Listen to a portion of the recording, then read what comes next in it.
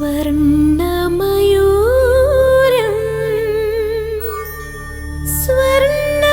സ്വർണ്ണമയൂരം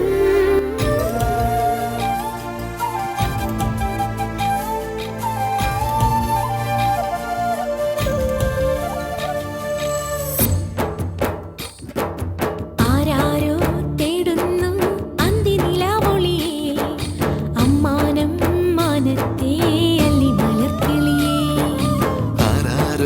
തേടുന്നു മുല്ലമുളങ്കുഴലിൽ പിന്നെയും ചാഞ്ചാടും ചെല്ലമഴത്തുള്ളിയേ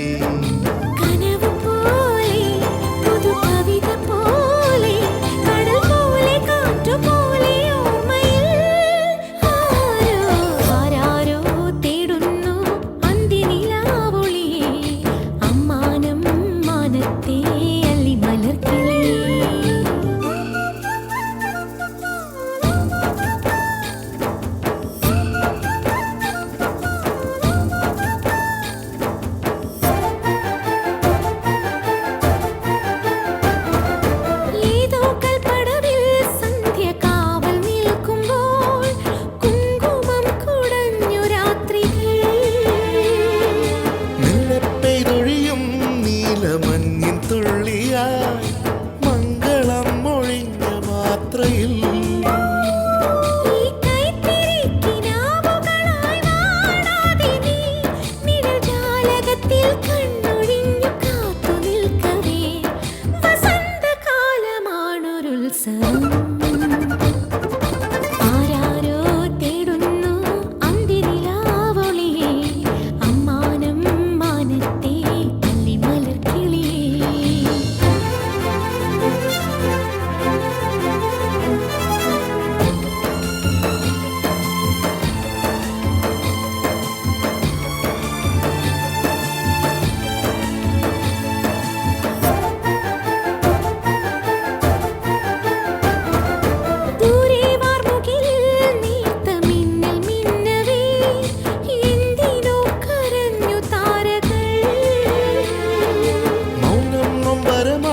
നെഞ്ചിൽ ചാഞ്ഞുറങ്ങവേ പൂ പൊഴിഞ്ഞു വീണു പാട്ടുകൾ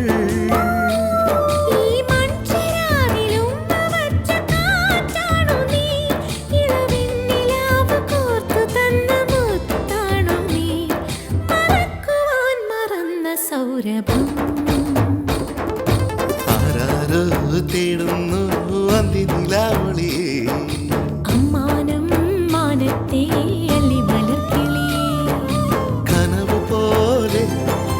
കവിത പോലെ കടൽ പോലെ കാറ്റു പോലെ ഓർമ്മയിൽ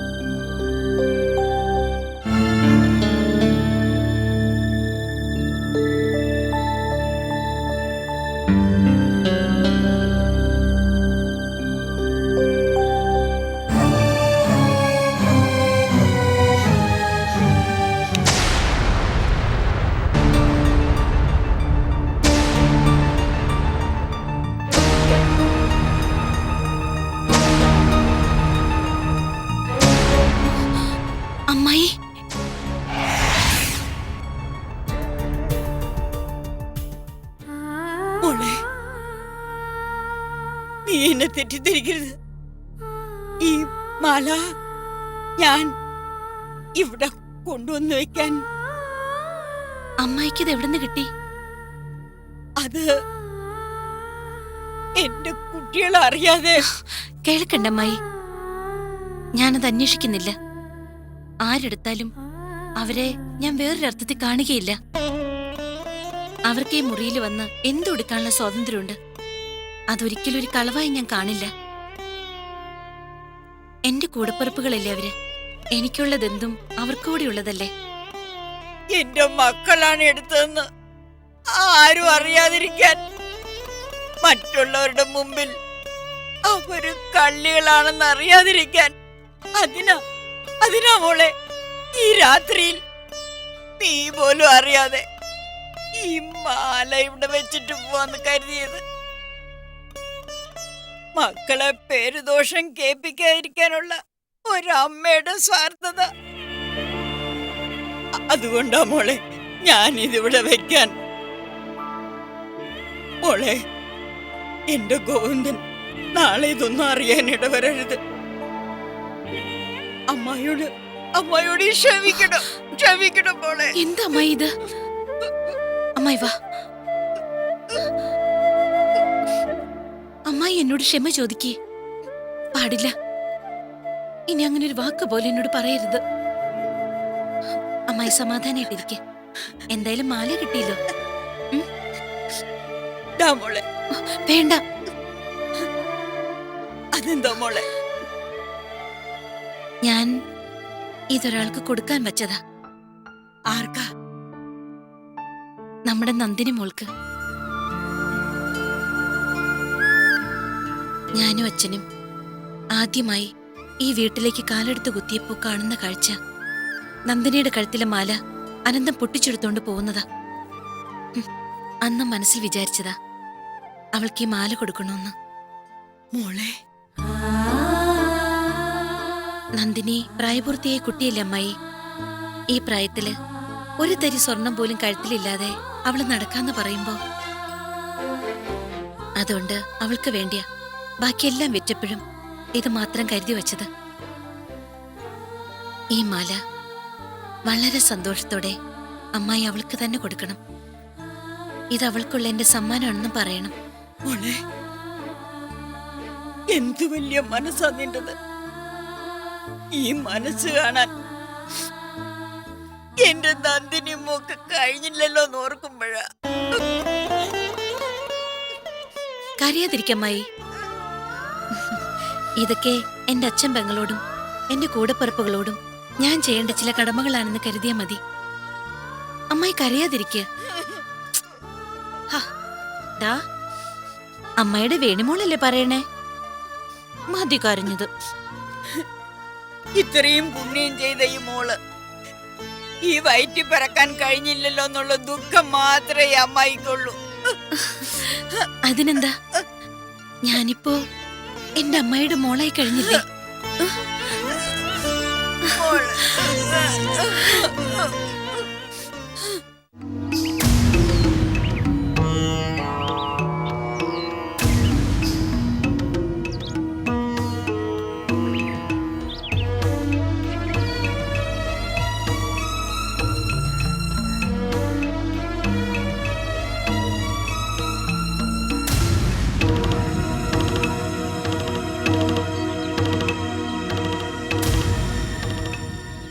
കളവ് പോയത് തെരഞ്ഞോണ്ടിരിക്കായിരിക്കും അല്ലേ? ഇതല്ലേ നീ തെരഞ്ഞോണ്ടിരുന്നത്?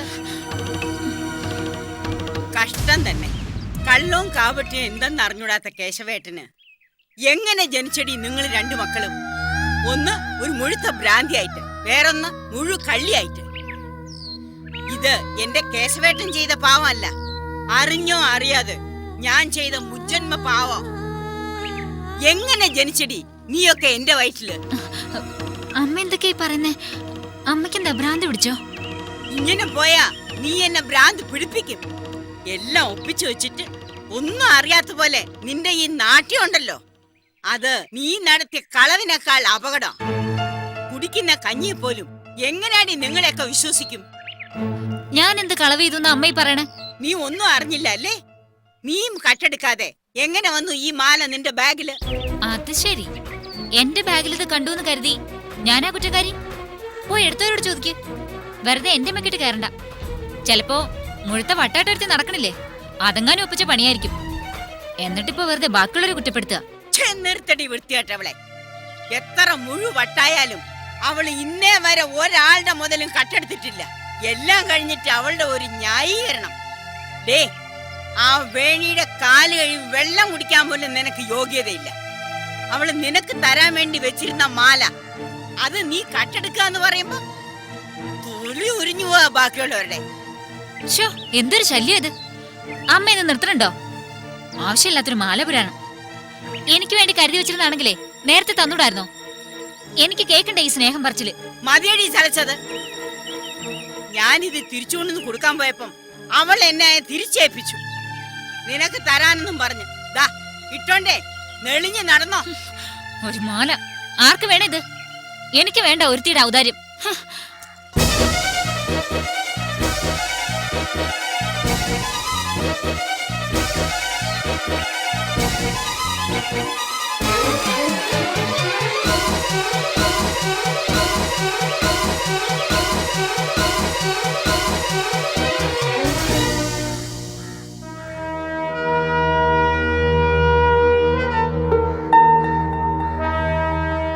ഇതൊന്നോർത്ത് അമ്മായി സങ്കടപ്പെടണ്ട. കൊച്ചുകുട്ടികള് കളിപ്പാട്ടം വലിച്ചെറിയുന്ന അതേ ലാഘവത്തോടെയാ നന്ദിനി ഈ മാല വലിച്ചെറിഞ്ഞത് ഞാൻ കണ്ടത്. അവള് കുട്ടിയില്ലേ അമ്മായി? നന്ദിനി, നീ ഇത് വലിച്ചെറിഞ്ഞാലും ചേച്ചി ഇത് തിരിച്ചെടുക്കുന്നില്ല. എന്നും നിനക്കായിട്ട് ഈ മാല ഞാൻ സൂക്ഷിച്ചു വെക്കും. എപ്പ വേണമെങ്കിലും എന്റെ മുറിയിൽ വന്ന് നിനക്കിതെടുക്കാം. ഇതെന്നല്ല, എന്തും. അതിനുള്ള സ്വാതന്ത്ര്യം എന്റെ അനിയത്തി നന്ദിനിക്കുണ്ട്.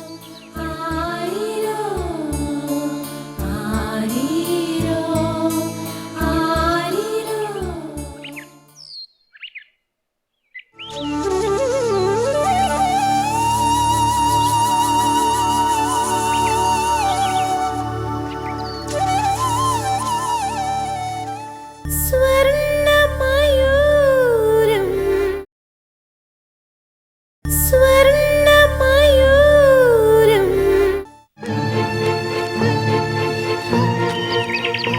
നന്ദിനിക്കുട്ടി,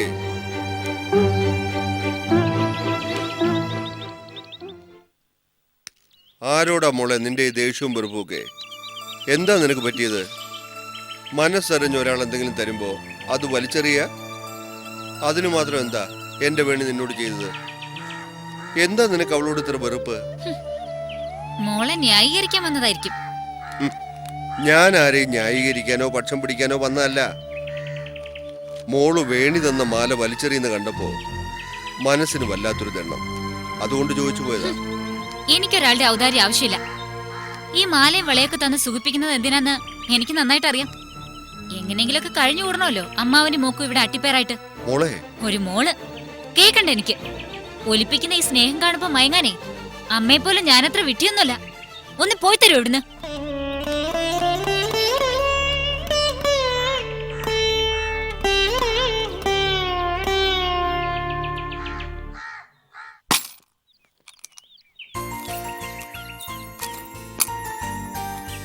ഹായ്, എന്തുമാത്രം പൈസയാ!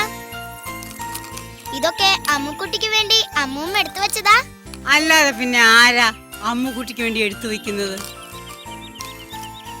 100ന്റെ 2 വരക്കോപ്പി 2 എണ്ണം വാങ്ങണം. പിന്നെ ഒരു ഡ്രോയിങ് ബുക്ക്, 3 പെൻസില്, മായ്ക്കിനൊരു റബ്ബറും. ഇതൊന്നും വാങ്ങിയാ മാത്രം പോരാ, നന്നായിട്ട് പഠിക്കുകയും വേണം. പഠിക്കാതെ പിന്നെ ഫസ്റ്റ് ക്ലാസ് കിട്ടുന്നേ. ഞാൻ കുഞ്ഞമ്മെ പോലെ മടിച്ചൊന്നുമല്ല. പഠിച്ചു വലിയ കുട്ടിയാവും, പിന്നെ ജോലിക്കാരിയാവും. പിന്നെ പൈസ കൊണ്ട് ഞാൻ എന്റെ അമ്മൂമ്മയെ നോക്കും, അമ്മയുടെ അസുഖം മാറ്റും. ഒക്കെ ഈ അമ്മുക്കുട്ടി ചെയ്യും. അതൊക്കെ കാണാൻ ഈ അമ്മമ്മക്ക് യോഗം ഉണ്ടാവും. എന്റെ കണ്ണടഞ്ഞ പിന്നെ ആരാ ഈ കുട്ടിക്ക് ഈശ്വരന്മാരെ? എന്റെ അച്ഛൻ വന്നാ പിന്നെ അമ്മൂമ്മ ഞാൻ ബുദ്ധിമുട്ടിക്കില്ല കേട്ടോ. പിന്നെ എല്ലാം എന്റെ അച്ഛൻ നോക്കിക്കോളൂ. നോക്കാൻ അതിനവൻ വന്നെങ്കിലല്ലേ? അമ്മ പറഞ്ഞല്ലോ അച്ഛൻ വരുമെന്ന്. അച്ഛൻ വരുമ്പോ അമ്മുക്കുട്ടിക്ക് കൊറേ ഉടുപ്പും മിഠായിയും പിന്നെ കൊറേ പൈസ ഒക്കെ കൊണ്ടിരുന്ന അമ്മ പറഞ്ഞത്. എനിക്ക് എന്റെ അച്ഛനെ കാണാൻ കൊതിയായിട്ട് വയ്യ. സ്കൂളിൽ ചെല്ലുമ്പോ എല്ലാവരും ചോദിക്കും അച്ഛനെ പറ്റി. ഒരു ദിവസം ഒരു കുട്ടി പറയുക, നിന്റെ അച്ഛനൊന്നും വരില്ല, ചത്തുപോയിട്ടുണ്ടാവുന്നു. പിന്നെ ആ കുട്ടിയോട് അമ്മുക്കുട്ടി മിണ്ടിയിട്ടേ ഇല്ല. അമ്മു, ആ കുട്ടി പറഞ്ഞത് നേരെ? അമ്മുക്കുട്ടിയുടെ അച്ഛൻ ഇല്ല മോളെ, ഇല്ല.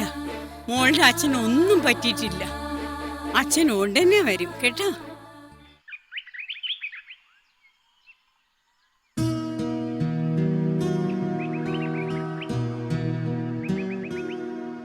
മാഷേ, ആ ഹരീന്ദ്ര മാഷോ, ഇരിക്കേ. ഉറക്കത്തില് ഞാൻ ശല്യപ്പെടുത്തിയോ? ഏയ്, ഉറങ്ങിയതല്ല. ഓരോന്ന് ആലോചിച്ചുകൊണ്ട് വെറുതെ കണ്ണടച്ചങ്ങനെ കിടന്നു. അല്ല, വേണിയില്ല ഇവിടെ? ഇല്ല, അവളുടെ ഒരു കൂട്ടുകാരിയുണ്ട് സോഫി. അവളുടെ കെയർ ഓഫിൽ എന്തോ ഒരു ജോലിക്കാര്യത്തിന് പോയതാ. പാവം, ഒരു ഉദ്യോഗം കിട്ടാൻ വേണ്ടിയുള്ള പരക്കം പാച്ചില്ല. ഞാനും ശ്രമിക്കുന്നുണ്ട്, ഉടനെ ശരിയാവാതിരിക്കില്ല. കുറെ ചെന്ന് മുട്ടുമ്പോ ഏതെങ്കിലും ഒരു വാതിൽ തുറക്കാതിരിക്കില്ല. ഒക്കെ ശരിയാവും മാഷേ. വേണിക്ക് നല്ല ക്വാളിഫിക്കേഷൻ ഉള്ളതല്ലേ, പിന്നെ ഇതിനെ പേടിക്കുന്നേ? മാഷ് ധൈര്യമായിട്ടിരുന്നോളൂ. ആ, ഞാൻ ഒപ്പോളം വിളിക്കാം. മാഷ് എന്താ കുടിക്കാൻ വേണ്ടത്? ഏയ്, ഇപ്പൊ എനിക്കൊന്നും വേണ്ട. ഞാൻ വന്നത് വേറൊരു കാര്യം അറിയാൻ വേണ്ടിയാ. എന്താ? ഗോപന്റെ കാര്യത്തില് മാഷും വേണിയും കൂടി ആലോചിച്ചൊരു തീരുമാനം എടുക്കുമെന്ന് പറഞ്ഞിരുന്നല്ലോ. അത് എന്തായെന്നറിയാൻ വേണ്ടിയാ. ഗോപനോട് വരണമെന്ന് തന്നെയാ എനിക്കും വേണിക്കും അഭിപ്രായം. ഓപ്പോക്കേ ഉള്ളൂ ലേശം അഭിപ്രായ വ്യത്യാസം. അത് പിന്നെ നമ്മളെ കൂടി അങ്ങ് പറഞ്ഞാൽ തീരാവുന്നതേ ഉള്ളൂ. ഗോപന്റെ കാര്യത്തില് മാഷിന്റെയും വേണിയുടെ അഭിപ്രായം തന്നെയാ എനിക്കും. ഗോപൻ വന്നാല് എന്തായാലും ഇന്ദുവിനൊരു മാറ്റം ഉണ്ടാവാതിരിക്കില്ല. വേണി അത് തന്നെയാ പറയുന്നേ. എന്നാ പിന്നെ ഞാനൊന്ന് ഗോപനെ പോയി കണ്ടാലോന്ന് വിചാരിക്കാം. അന്ന് ഹോസ്പിറ്റലിൽ വെച്ച് കണ്ടപ്പോ ഗോപനൊരു അഡ്രസ് കുറിച്ച് വന്നിരുന്നു വേണി പറഞ്ഞു. ഉവ്വ്, ഞാൻ തരാം. ആ, സ്വർണ്ണമയൂരം സ്വർണ്ണമയൂരം. എന്തിനാ ഇപ്പോ ഗോപനെ കാണാൻ പോവാനാ? എന്താ ഒപ്പോളെ, ഒപ്പോക്ക് താല്പര്യമില്ലേ? ഞാൻ എന്താ പറയേണ്ടത് ഗോവിന്ദ? അങ്ങോട്ടോ ഇങ്ങോട്ടോ പറഞ്ഞ് നിൽക്കുന്ന ഗോപനെ കൊണ്ട് നമ്മുടെ ഇന്ദുവിന് എന്ത് ജീവിതം ഉണ്ടാവാനാ? ഞാൻ എന്തായാലും അഡ്രസ് എടുത്തിട്ട് വരാം. മാഷേ, എനിക്ക് തോന്നുന്നില്ല ഒരു കാര്യം ഉണ്ടാവുമെന്ന്. പിന്നെ ഒരു ഗുണം ഉണ്ടാവും, അമ്മുക്കുട്ടിക്ക് അവളുടെ അച്ഛനെ ഒന്ന് കാണാൻ പറ്റും. അമ്മുക്കുട്ടിക്ക് മാത്രമല്ല, ഇന്ദുവിനും അതുകൊണ്ട് ഗുണം തന്നെ ഉണ്ടാവുക. അമ്മ നോക്കിക്കോ, ഗോപന്റെ വരവ് ഇന്ദുവില് നല്ല മാറ്റം ഉണ്ടാക്കും. നിങ്ങൾക്കൊക്കെ അങ്ങനെ ഒരു വിശ്വാസം ഉണ്ടെങ്കിൽ എൻ്റെ മകളുടെ കാര്യമല്ലേ, ഞാൻ എതിരൊന്നും പറയുന്നില്ല. അന്ന് അവൻ ആ പോക്ക് പോയിട്ട് ഇപ്പൊ കൊല്ലം 6 ഇപ്പോഴും കൂടി അമ്മുക്കുട്ടി അവളുടെ അച്ഛനെ കുറിച്ച് ചോദിച്ചിട്ടാ എന്നോട് കരഞ്ഞത്. പാവം, അതിനറിയോ ഇത് വല്ലതും? അങ്ങനെയൊക്കെ പിരിഞ്ഞു കഴിയണമെന്ന് വിധിയുണ്ടായിരിക്കും. അതിന് തടുക്കാൻ ആർക്കും കഴിയില്ലല്ലോ. ഒപ്പോളെ, എല്ലാം നല്ലതിനായിരിക്കും നമുക്ക് കരുതാം, അല്ലേ മാഷേ? അതെ, നല്ലത് മാത്രം നമ്മൾ ചിന്തിച്ചാൽ മതി. എന്നാ ഞാനങ്ങോട്ട്. ശരി.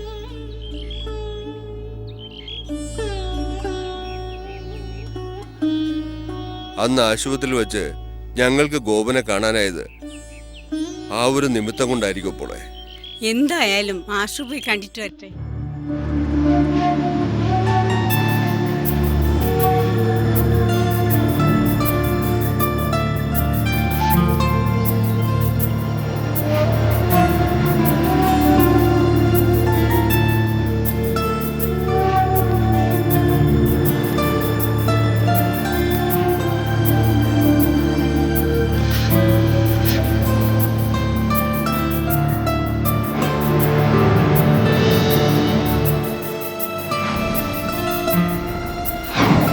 ഗോപേട്ടാന്ന് വിളിച്ച് നിങ്ങളുടെ പിറകീന്ന് മാറാതെ നിങ്ങളുടെ കൂടെ നടന്നിരുന്ന ഇന്ദു, നിങ്ങളാണ് സർവസ്വം എന്ന് കരുതി നിങ്ങളെ പ്രാണനെ പോലെ സ്നേഹിച്ച ആ പെൺകുട്ടിയുടെ ഇപ്പോഴത്തെ അവസ്ഥ എന്താണെന്ന് നിങ്ങൾക്കറിയോ?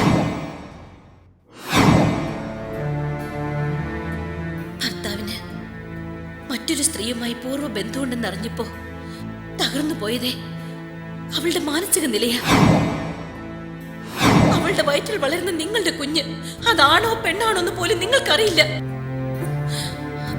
പാവം അമ്മുക്കുട്ടി. അമ്മുക്കുട്ടി.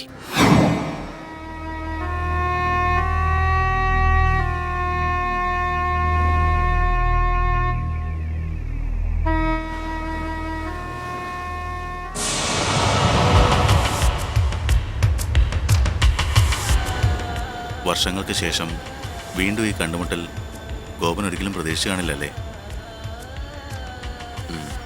അതെ, പ്രതീക്ഷിക്കാത്ത പലതുമല്ലേ ഇപ്പം എൻ്റെ ജീവിതത്തിൽ സംഭവിച്ചുകൊണ്ടിരിക്കുന്നത്.